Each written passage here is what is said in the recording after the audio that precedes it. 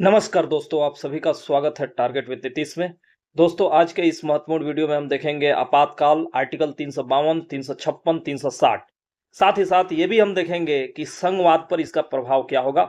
और इस वीडियो के माध्यम से हम बहुत ही कम समय में इन तीनों कंसेप्टों को विस्तार से जानेंगे। तो आइए शुरू करते हैं आज का ये महत्वपूर्ण भाग। तो सबसे पहले हम ये जानना चाहेंगे कि जो इमरजेंसी है उसको भारतीय संविधान के किस भाग में रखा गया है। तो इमरजेंसी को भारतीय संविधान के भाग 18 में रखा गया है और ये जर्मनी के विमर संविधान से लिया गया है।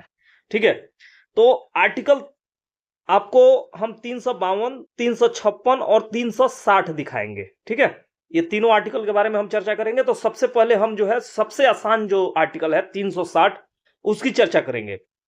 तो इसके जो आधार हैं, किस आधार पर यह घोषित किया जाएगा, वो है वित्तीय अस्थायित्व, यानी कि फाइनेंशियल इनस्टेबिलिटी आ जाए उस स्थिति में आर्टिकल 360 के तहत भारत का जो राष्ट्रपति है वो वित्तीय आपातकाल की घोषणा कर सकते हैं। साथ ही साथ दूसरा जो कंडीशन है वो फाइनेंशियल क्रेडिट, यानी कि भारत जो है अपना घरेलू या अंतरराष्ट्रीय स्तर का जो लोन है उसको चुकाने में असमर्थ हो जाए, यानी कि वित्तीय साख जो है खतरे में पड़ जाए।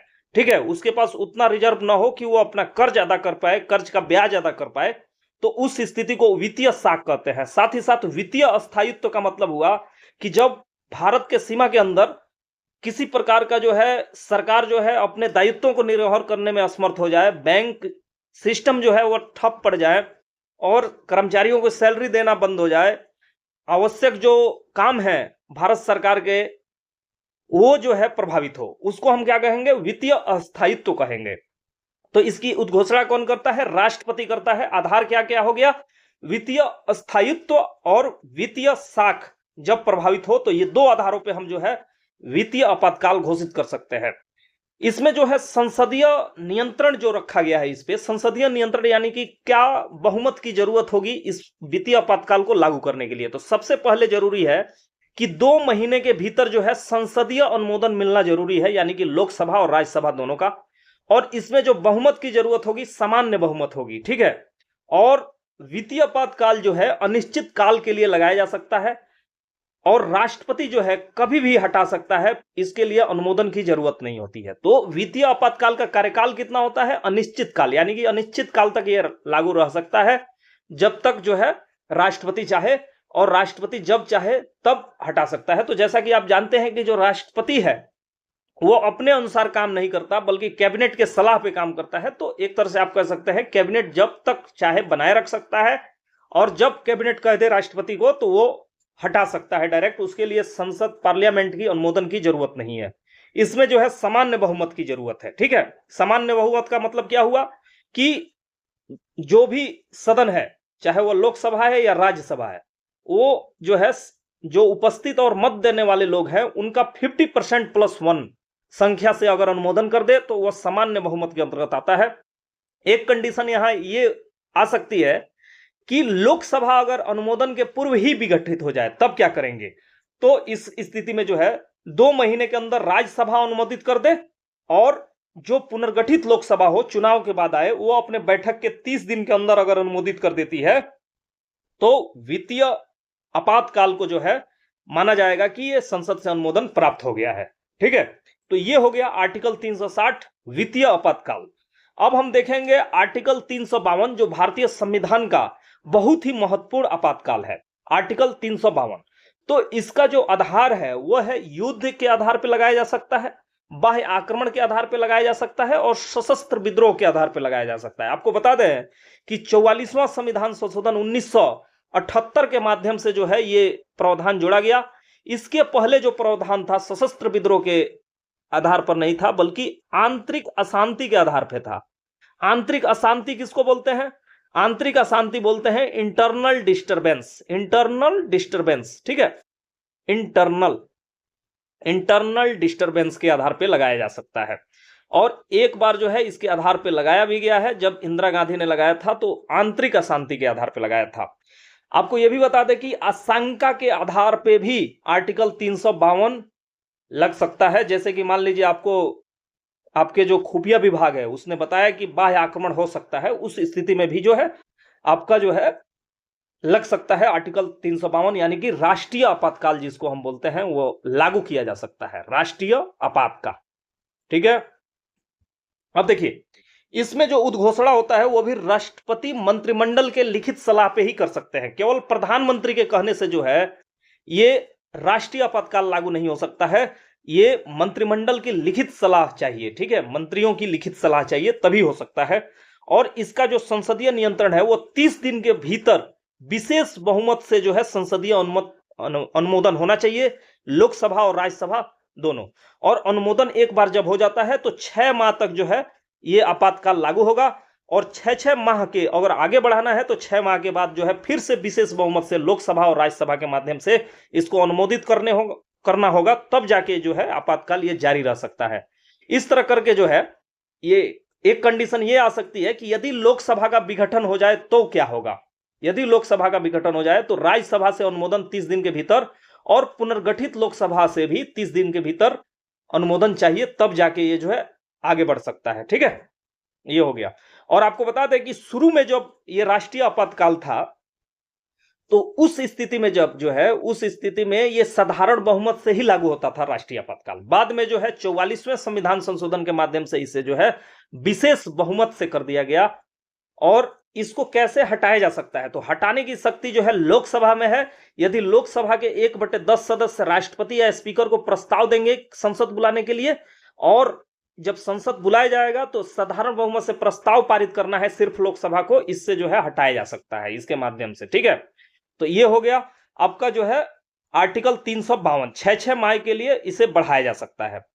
अब देखिए आपातकाल अगर लागू हो उस समय भी लोकसभा विधानसभा के चुनाव हो सकते हैं। 1967 में ऐसा हो चुका है। ये कंडीशन आपको स्टेटमेंट याद रखना चाहिए। जब इंदिरा गांधी ने आपातकाल लगाया था तो उस समय फखरुद्दीन अली अहमद जो है राष्ट्रपति थे। अब राष्ट्रीय आपातकाल जो लगता है आर्टिकल 352 के तहत, उसका प्रभाव क्या पड़ता है। ठीक है, तो राष्ट्रीय आपातकाल जब लगता है तो उसका फंडामेंटल राइट्स यानी कि मौलिक अधिकार पर जो प्रभाव पड़ता है, इसमें 2 आर्टिकल महत्वपूर्ण है, 358 और 359। तो आपको बता दें कि 358 जो आर्टिकल है इसके माध्यम से आर्टिकल 19 के द्वारा जो भी स्वतंत्रताएं आपको मिली हुई हैं वह स्वाभाविक रूप से स्वयं निलंबित हो जाती हैं। यानी कि जैसे ही राष्ट्रीय आपातकाल जो है युद्ध या बाह्य आक्रमण के आधार पर लागू किया जाएगा, आर्टिकल 358 तुरंत लागू हो जाएगा और जो है आपका फंडामेंटल राइट्स खत्म हो जाएगा। ठीक है, और ये सिर्फ और सिर्फ युद्ध बाह्य आक्रमण के आधार पर ही लागू किया जा सकता है। ये ऐसा जो है 1962 और 1971 में किया गया है, जब युद्ध के समय किया गया था यह घोषणा, तो ये आर्टिकल खत्म हो गया था। अब रह गई बात आर्टिकल 359 कब लागू होगा, तो आर्टिकल 359 जो है राष्ट्रीय आपातकाल का ही एक प्रावधान है, लेकिन ये जो है आंतरिक अशांति के आधार पर ही लागू किया जा सकता है। सशस्त्र विद्रोह के लिए आंतरिक अशांति की स्थिति में लागू किया जा सकता है, जब सशस्त्र विद्रोह भी लागू हो।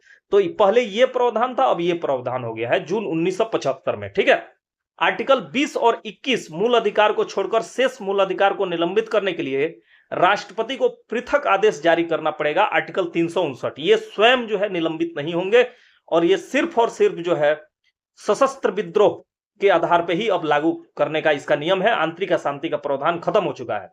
आर्टिकल 359 सिर्फ और सिर्फ सशस्त्र विद्रोह की स्थिति में ही लागू होगा। अब देखिए क्या एक प्रश्न उठता है, क्या एक ही समय में 2 आपातकाल लागू हो सकता है, 2 राष्ट्रीय आपातकाल? हाँ, बिल्कुल लागू हो सकता है, ऐसा हुआ भी है। 1971 में इंदिरा गांधी ने 1971 के आपातकाल लागू होने के बावजूद, जो भारत और बांग्लादेश का ये हुआ था, जो पाकिस्तान और बांग्लादेश में युद्ध हो रहा था, उस स्थिति में 1971 का तो आपातकाल लागू ही था। इसके बावजूद भी उन्होंने 1975 में आपातकाल लगाया। बस यह है कि 1971 का जो आपातकाल था वो युद्ध या बाह्य आक्रमण के आधार पर था, जबकि 1975 का जो आपातकाल था ये सशस्त्र विद्रोह के आधार पर न होकर आंतरिक अशांति के आधार पर लगाया गया था, ताकि आर्टिकल 359 के तहत जो है फंडामेंटल राइट्स को आसानी से निलंबित राष्ट्रपति महोदय से कराया जा सके। ठीक है, अगर केवल 1971 का आपातकाल रहता तो केवल आर्टिकल 19 निलंबित होता, जबकि जो 1975 का इन्होंने आंतरिक अशांति के आधार पर लागू किया आपातकाल, उसमें जो है आर्टिकल 359 के तहत जो आने वाले फंडामेंटल राइट्स हैं वो भी निलंबित हो गए सभी, यानी कि आर्टिकल 19 को छोड़ के। 1975 को लगाने पर शेष सभी आर्टिकल निलंबित हो चुके थे। 44वें संशोधन में एक शर्त जोड़ी गई कि 20 और 21 अनुच्छेद किसी भी सिचुएशन में निलंबित नहीं होंगे, चाहे वो किसी भी आधार पर, सशस्त्र विद्रोह के आधार पर ही क्यों ना आपातकाल घोषित किया गया हो। ठीक है, एक तरह से जो उस समय हुआ था इंदिरा गांधी के समय में, उसको कॉन्स्टिट्यूशनल डिक्टेटरशिप कहा गया। ठीक है, अब देखिए आर्टिकल 356 आर्टिकल 360 के अनुसार ही है, यानी कि सेम प्रोसेस जो मैंने बताया आपको 360 में जो अनुमोदन बताया, संसदीय अनुमोदन कैसा होगा, दो माह के अंदर जो है अनुमति देनी होगी, यानी कि पार्लियामेंट को। साथ ही साथ ये जो है इसका आधार संवैधानिक तंत्र की विफलता के आधार पे होगा। ठीक है, और इसकी जो समयावधि होगी वो 3 वर्ष होगी। अपवाद में 5 वर्ष पंजाब में लागू हो चुका है ये। अगर राष्ट्रपति शासन की 1 वर्ष ज्यादा बढ़ाना हो तो 2 शर्तें हैं। राष्ट्र किसी भाग में राष्ट्रीय आपातकाल लागू हो और चुनाव कराने में चुनाव आयोग असमर्थ हो, उसी स्थिति में जो है राष्ट्रपति शासन को 1 वर्ष से ज्यादा बढ़ाया जा सकता है। अदरवाइज जो है नहीं बढ़ाया जा सकता। इसकी अधिकतम अवधि 3 वर्ष हो सकती है। अपवाद है पंजाब, जहां 5 वर्ष तक लागू हुआ। ठीक है, अब हम देख लेते हैं कि संघ पे प्रभाव क्या पड़ेगा। आर्टिकल 352, 356 और 360 का क्या प्रभाव पड़ेगा। तो आर्टिकल 352 जब लागू होगा तो इसमें शक्ति का विभाजन जो है निलंबित हो जाता है, यानी कि जो सूची बनाए गए हैं 7वीं अनुसूची में कि इस विषय पे कानून राज्य बनाएगा, ये निलंबित हो जाते हैं और सारी की सारी पावर जो है आपकी जो है केंद्र की संसद में आ जाती है और राज्य विधानसभाएं तो बनी रहेंगी और राज्य सूची के विषय पर जो है संसद विधि निर्माण करने लगती है और अध्यादेश जारी करने लगता है राष्ट्रपति। संसद राज्य को कोई भी निर्देश दे सकता है, जबकि 356 में जो है इसमें राज्य विधानसभाएं बनी रहती हैं 352 में, जबकि 356 में विधानसभा भंग हो जाती है और शक्ति का विभाजन भी निलंबित हो जाता है। ठीक है, राष्ट्रपति जो है फैसला लेने लगता है। और आर्टिकल 360 की जो बात है, वित्त का विभाजन निलंबित हो जाता है, अनुदान सीमित हो जाएगा, राज्य विधानसभा का बजट राष्ट्रपति के लिए आरक्षित कर दिया जाएगा, संघ राज्य के अंतर्गत कार्य करने वाले कर्मचारियों के वेतन भत्ते काटे जा सकते हैं, सुप्रीम कोर्ट के जज का भी काटा जा सकता है। तो ये रहा संघ का प्रभाव। तो दोस्तों इस वीडियो के माध्यम से मैंने जाना कि आर्टिकल 352, 356 और 360 किस आधार पर लागू हो सकते हैं, कितने समय के लिए लागू हो सकते हैं। तो दोस्तों ये रहा आज का ये महत्वपूर्ण भाग। इस एपिसोड से दीजिए इजाजत। नमस्कार।